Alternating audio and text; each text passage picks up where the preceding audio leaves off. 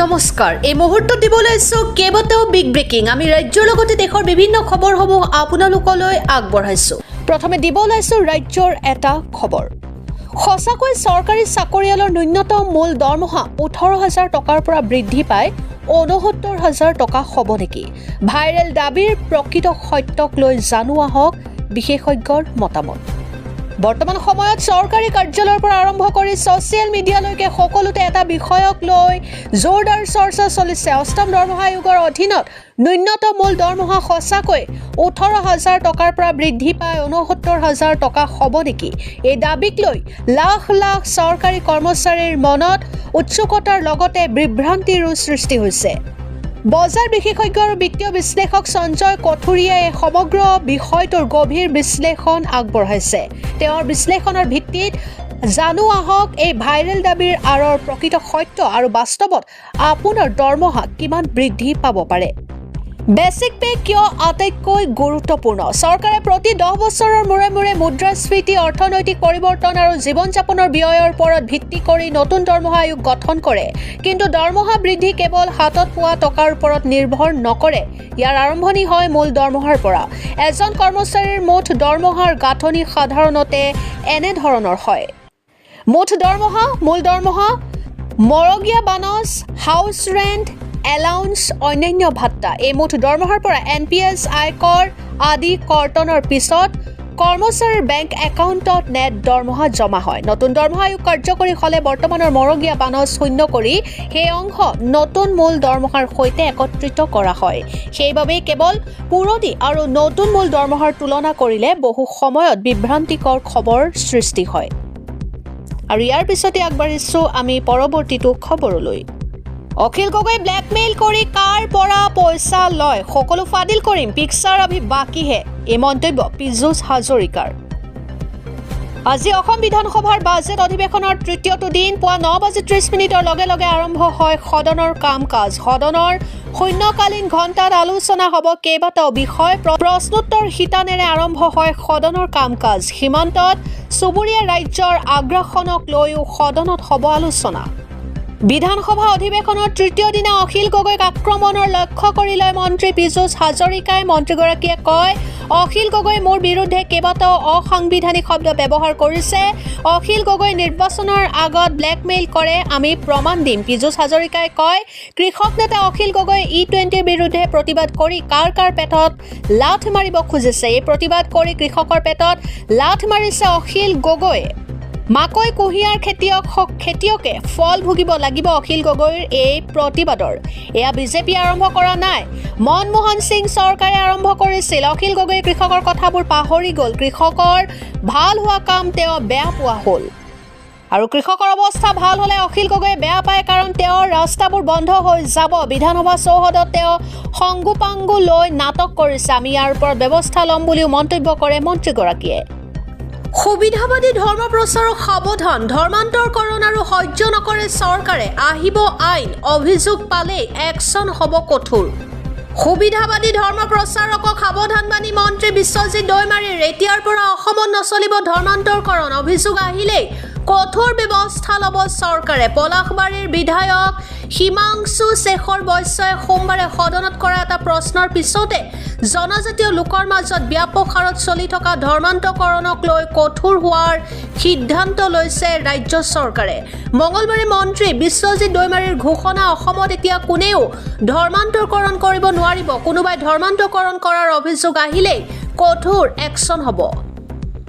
আৰু ইয়াৰ পিছতে আগবাঢ়িছো আমি পৰৱৰ্তীটো খবৰলৈ সদনত হঠাৎ কান্দি উঠিল বদৰুদ্দিন আজমল কলে কেছ নহয় এটা গুলিয়াই দিয়ক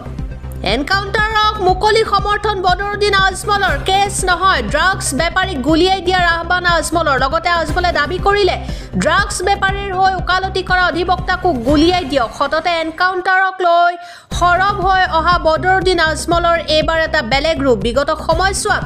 বদৰুদ্দিন আজমলৰ দল AIUDFে বাৰে বাৰে সদনত বিৰোধ কৰিছিল এনকাউণ্টাৰৰ কিন্তু আজি পৰিৱেশ সলনি হ'ল ড্ৰাগছে অসমখন কেনেদৰে কুঙা কৰি পেলাইছে সেই কথা বুজি উঠি সদনৰ মজিয়াত এনকাউণ্টাৰক মুকলি সমৰ্থন জনালে আজমলে চৰকাৰৰ বুলডোজাৰ নীতিকো সমৰ্থন আজমলৰ আৰু ইয়াৰ পিছতে আগবাঢ়িছো আমি পৰৱৰ্তীটো খবৰলৈ এসপ্তাহৰ বাবে স্থগিত জুবিন হত্যাৰ গোচৰৰ বিচাৰ প্ৰক্ৰিয়া এসপ্তাহৰ বাবে স্থগিত জুবিন গাৰ্গৰ হত্যাৰ গোচৰৰ বিচাৰ প্ৰক্ৰিয়া এসপ্তাহৰ বাবে স্থগিত জুবিন হত্যাৰ গোচৰৰ বিচাৰ প্ৰক্ৰিয়া সন্দৰ্ভত ফাষ্ট ট্ৰেক আদালতৰ কাম-কাজ ন্যায়াধীশ এসপ্তাহৰ বাবে ছুটিত থকাৰ বাবে আদালতৰ কাম-কাজ স্থগিত জুবিন ভগ্নী পামী বৰঠাকুৰ আৰু শিল্পী জয়ন্ত কাকতিৰ সাক্ষ্য গ্ৰহণেৰে পুনৰ 13 জুলাইৰ পৰা আৰম্ভ হ'ব আদালতৰ কাম-কাজ আৰু ইয়াৰ পিছতে আগবাঢ়িছো আমি পৰৱৰ্তীটো খবৰলৈ অসমীয়াক লৈ ভয়ংকৰ মন্তব্য অসমৰ ভূমিতে বাংলাভাষী সংগঠনৰ চৰম স্পৰ্ধা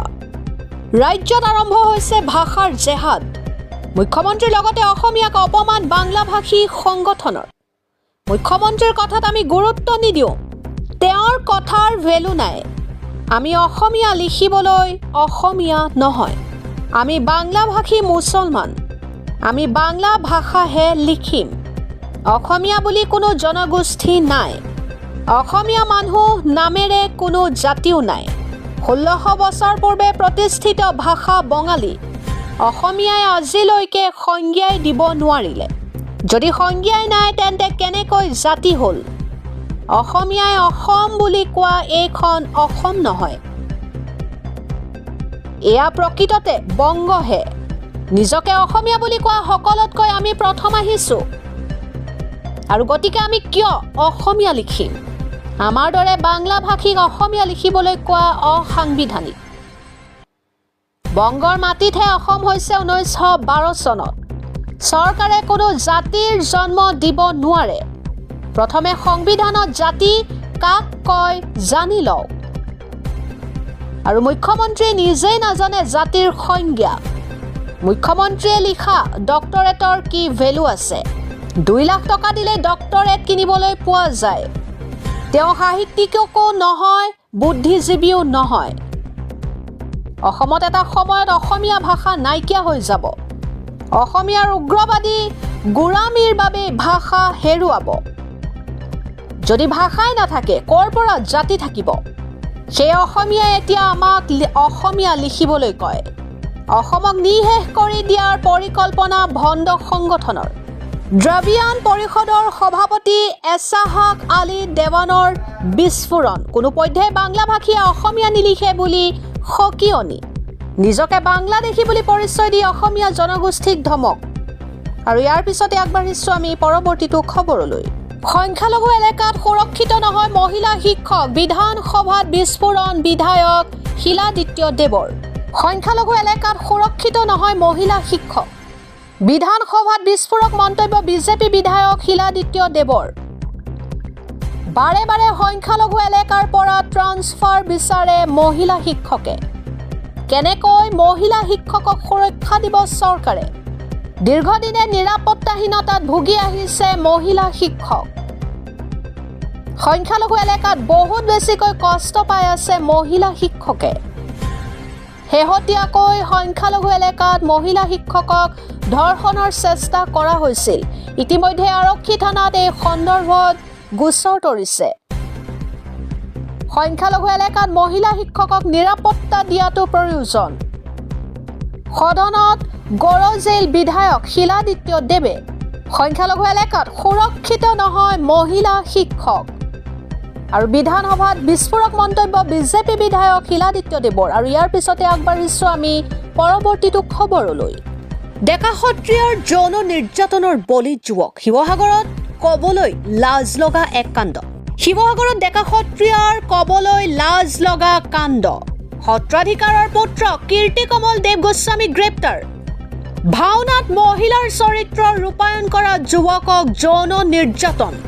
শিৱসাগৰৰ হলগুৰি সত্ৰৰ সত্ৰাধিকাৰৰ পুত্ৰ কীৰ্তি কমল দেৱ গোস্বামী 4 বছৰ ধৰি যৌন নিৰ্যাতন চলাইছিল যুৱকজনক পক্সো আইনৰ অধীনত গ্ৰেপ্তাৰ 2022 পৰা ভয় ভাবুকি দেখুৱাই যৌন নিৰ্যাতন চলোৱাৰ অভিযোগ গোস্বামীয়ে ভুক্তভোগীৰ বহু ভিডিঅ' মোবাইলত ৰেকৰ্ড কৰাৰ অভিযোগ শিৱসাগৰত ডেকা সত্ৰীয়াৰ কবলৈ লাজ লগা এক কুকাণ্ড সত্ৰাধিকাৰৰ পুত্ৰ কীৰ্তি কমল দেৱ গোস্বামী গ্ৰেপ্তাৰ আৰু ইয়াৰ পিছতে আগবাঢ়িছো আমি পৰৱৰ্তীটো খবৰলৈ নিযুত মইনা আঁচনিৰ বাবে আহিল নতুন নিৰ্দেশনা কোনে কোনে পাব কোন কোন হ'ব বঞ্চিত মুখ্যমন্ত্ৰীৰ নিযুত মইনা আঁচনিৰ বাবে আহিল নতুন নিৰ্দেশনা কেইবাটাও নতুন নিৰ্দেশনা জাৰি কৰিছে অসম চৰকাৰৰ উচ্চ শিক্ষা বিভাগে কোনে কোনে পাব কোন কোন হ'ব বঞ্চিত দিয়া হৈছে গাইডলাইন অনুশাসন মানি চলা হ'ব লাগিব আবেদন কৰা ছাত্ৰী কেৱল অসমৰ স্থায়ী বাসিন্দা যোগ্য ছাত্ৰীসকলকহে লাভ কৰিব এই সুবিধা আৰু গ্ৰীষ্ম আৰু শীতকালীন বন্ধৰ সময়ত প্ৰদান কৰা নহ'ব এই অনুদান বঞ্চিত হ'ব ডক্টৰ বাণীকান্ত কাকতি মেধা বঁটা লাভ কৰা ছাত্ৰী মুখ্যমন্ত্ৰীৰ জীৱন প্ৰেৰণা আঁচনিৰ সুবিধা লাভ কৰা পিজি ছাত্ৰীও হ'ব বঞ্চিত ভেঞ্চাৰ শিক্ষানুষ্ঠান চৰকাৰী পলিটেকনিকৰ নিয়মীয়া ছাত্ৰীসকলে পাব এই ধন আৰু স্নাতকৰ বাবে ছাত্ৰীগৰাকী হ'ব লাগিব অবিবাহিত নিৰ্ধাৰিত আবেদন পত্ৰ পূৰণ কৰি জমা দিব লাগিব নিজ শিক্ষানুষ্ঠানত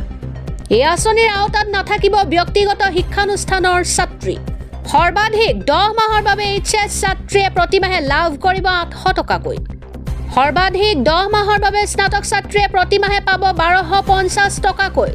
স্নাতকোত্তৰ ছাত্ৰীয়ে প্ৰতিমাহে লাভ কৰিব 2500 টকাকৈ নিয়ম শৃংখলা ভংগ কৰিলে বাতিল হ'ব পাৰে আঁচনিৰ সুবিধা ডনাল্ড ট্ৰাম্পক হত্যা কৰা হ'ব সংকল্প ইৰাণীৰ ডনাল্ড ট্ৰাম্পক হত্যা কৰা হ'ব খামেনিৰ জানাজাত ইৰাণৰ জনতাৰ সংকল্প হোটেলত আৰি দিয়া হ'ব ট্ৰাম্প বিৰোধী বেনাৰ ট্ৰাম্পৰ বিৰুদ্ধে একত্ৰিত ইৰাণৰ লাখ লাখ জনতা ইৰাণৰ জনতাক লাগে প্ৰতিশোধ অধিক ভয়ংকৰ হৈ পৰিছে ইৰাণ আমেৰিকাৰ আক্ৰমণ প্ৰত্যাক্ৰমণ আমেৰিকাৰ আক্ৰমণত 14 জন ইৰাণীৰ মৃত্যু যোৱা দুদিনত আমেৰিকাৰ আক্ৰমণত আহত হয় 78 গৰাকী ইৰাণী ইৰাণৰ 5টাকৈ প্ৰান্তত আকাশ মাৰ্গেৰে আক্ৰমণ আমেৰিকাৰ ড্ৰোন আৰু মিছাইলৰ আক্ৰমণত ইৰাণত হাহাকাৰ বিগত দুদিনত ইৰাণৰ 170টাকৈ স্থানত আক্ৰমণ আমেৰিকাৰ এই আক্ৰমণৰ বিপৰীতে প্ৰত্যাক্ৰমণ ইৰাণৰ ইৰাণেও আমেৰিকাৰ কেইবাটাও সামৰিক ঘাটিত কৰিছে আক্ৰমণ আৰু ড্ৰোন আৰু মিছাইলেৰে আক্ৰমণ ইৰাণৰো আৰু ইয়াৰ পিছতে আগবাঢ়িছো আমি পৰৱৰ্তীটো খবৰলৈ আকৌ বাঢ়িব মোবাইলৰ ৰিচাৰ্জৰ মূল্য সাজু হওক কোটি কোটি জনতা দেশৰ কোটি কোটি মোবাইল গ্ৰাহকৰ বাবে দুখবৰ আকৌ বৃদ্ধি পাব মোবাইলৰ ৰিচাৰ্জৰ মূল্য 12% পৰা 20% পৰ্যন্ত বৃদ্ধি পাব ৰিচাৰ্জৰ মূল্য জিঅ' এয়াৰটেলৰ গ্ৰাহকে অধিক দামত কিনিব লাগিব ৰিচাৰ্জ প্লেন আগন্তুক 3-4 মাহৰ ভিতৰত নতুন ৰিচাৰ্জ প্লেন ঘোষণাৰ সম্ভাৱনা 299 টকাৰ ৰিচাৰ্জ হ'বগৈ 344 টকাৰ 369 পৰ্যন্ত 5G আন্তঃগাঁথনি উন্নয়নৰ বাবে গধুৰ বিনিয়োগ কৰিব টেলিকম কোম্পানীয়ে দেশৰ কোটি কোটি মোবাইল গ্ৰাহকৰ বাবে এতিয়া দুখবৰ কিয়নো আকৌ বৃদ্ধি পাব মোবাইলৰ ৰিচাৰ্জ মূল্য আৰু ইয়াৰ পিছতে আগবাঢ়িছো আমি পৰৱৰ্তীটো খবৰলৈ